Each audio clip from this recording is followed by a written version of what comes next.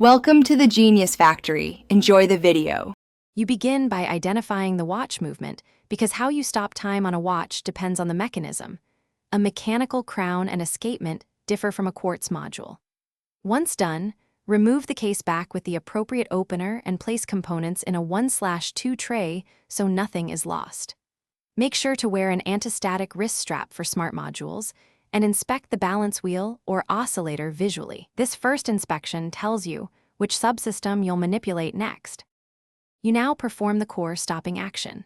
For mechanical movements, gently immobilize the balance wheel at the regulator using a soft peg to avoid bending the hairspring.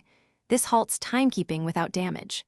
For quartz, remove battery contact or desolder the oscillator lead to stop pulses. Make sure to document polarity. For smartwatches, enter developer suspend or soft power off mode after backing up data.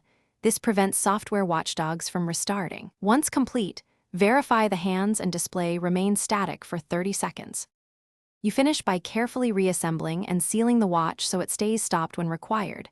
Replace gaskets and torque screws to spec to preserve water resistance. Once the case is closed, run a 5-minute static check to ensure it remains halted, then re-enable to compare time drift. If the mechanism restarts unexpectedly, inspect the battery contacts, watchdog circuit, or any magnetization and the hairspring for deformation. Use demagnetizer or recalibrate the regulator if necessary to prevent unintended restarts. Thanks for watching. If you found this helpful, don't forget to like and subscribe.